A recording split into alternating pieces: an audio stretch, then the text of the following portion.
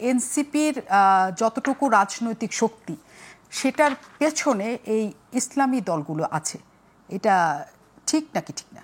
না, এটা তো ধরেন এনসিপি, এটা তো আপনি ফলো করার কথা, আপনি একজন সিনিয়র জার্নালিস্ট। যখন অভ্যুত্থান ঘটেছে, মুভমেন্ট ঘটেছে, এখানে তো পরিষ্কার যে একটা কিছু ইসলামপন্থী দলের এই গণ অভ্যুত্থানের ছাত্রদের সাথে, বিশেষ করে ঢাকা ইউনিভার্সিটি কেন্দ্রিক, তাদের একটা অন্তরঙ্গ সাপোর্ট সেখানে ছিল।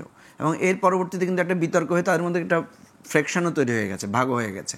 আপনি দেখবেন আপ বাংলাদেশ নামে একটা আলাদা করে, যারা শিবিরপন্থী ছিল তারা কিন্তু একটা আলাদা হয়ে গেছে।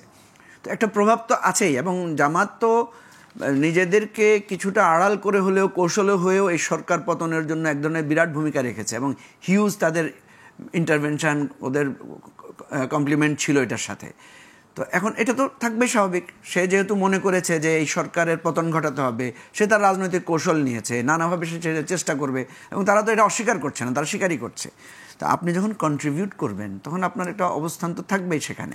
সুতরাং এটা আমি মনে করি না যে এখানে কোনো হিজিবিজি বা গোজামিল দেওয়ার কোনো বিষয় আছে।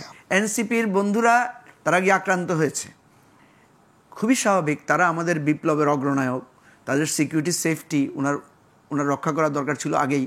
এখন উনি সিরিয়াসলি কনসার্ন, ফলে উনি এখন যেটা হচ্ছে তাদেরকে ডগ স্কোয়াড দিয়ে হলেও নানাভাবে তাদের সিকিউরিটি এনশিওর করছেন, যেটা আবার অন্যান্য দল মনে করছে আমরা এত মিটিং টিটিং করছি, আমরা তো মিছিল টিছিল করছি, আমরা তো দুটো পুলিশ ডাকলেও পাই না, তাদের আগে পিছিয়ে পুলিশ।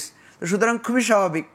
তো এখন এরপর আরেকটা জিনিস দেখবেন, সরকার একটা নারী নীতি ঘোষণা করেছিল। নারী নীতির পরে ইসলামিক দলগুলো কিন্তু সিরিয়াসলি এটাকে চ্যালেঞ্জ করেছিল, এবং এটা কিন্তু নারী নীতিটা ঠিক সংস্কার কমিশনের রিপোর্ট ছিল। তাহলে আপনি যখন দেখবেন নারী নীতি নিয়ে যখন ওরা, সেখানে আপনি শুনেছেন তারা বলছে 10 মিনিটের মধ্যে সরকারকে আমরা ফেলে দিতে পারি।